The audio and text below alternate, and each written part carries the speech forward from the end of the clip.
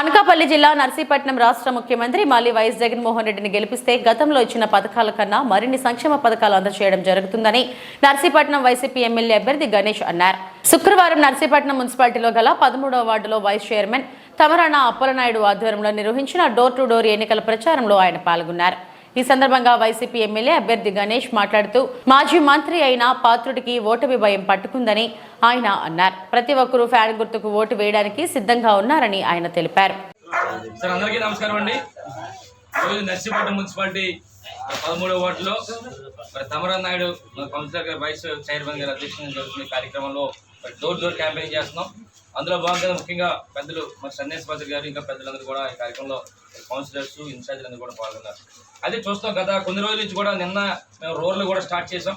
మరి ఏదైతే గౌరవ ముఖ్యమంత్రి గారి తాలూకు పథకాలని కూడా చెప్పడంతో పాటు రేపు రాబోయే రోజుల్లో మరిన్ని పథకాలు ఏమొస్తాయనేది 2-3 రోజుల్లో మేనిఫెస్టో రిలీజ్ అవుతుంది కనుక అవి కూడా చెప్తూ నిన్న ఉదయం నుంచి కూడా మరి నాతవరం మండలంలో స్టార్ట్ చేస్తాం. ఈరోజు సాయంత్రం నుంచి మళ్ళీ గొలుగొండ ఇలాగా రూరల్ చేస్తూ ఉదయం పూట మున్సిపాలిటీలో చేస్తూ మున్సిపాలిటీలో డోర్ డోర్ క్యాంపెయినింగ్ చేస్తాం. అయితే ఒక విషయం మీ అందరూ కూడా చెప్పాలి. ఈరోజు అయ్యన్న పాత్రుడికి ఓటమి భయం పట్టుకుంది.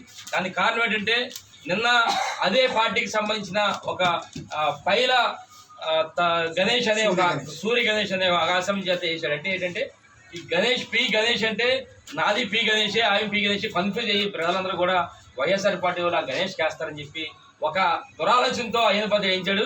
ఎన్ని కూడా ఎంత మభ్య పెట్టినా ఎంత ప్రజల్ని మభ్య పెట్టాలని చూసినా ప్రజలు నమ్మే పరిస్థితి లేదు. ఎందుకంటే ఈరోజు ప్రతి ఒక్కరు కూడా ఫ్యాన్ గుర్తుకి ఓటేయాలని చెప్పి సిద్ధంగా ఉన్నారు.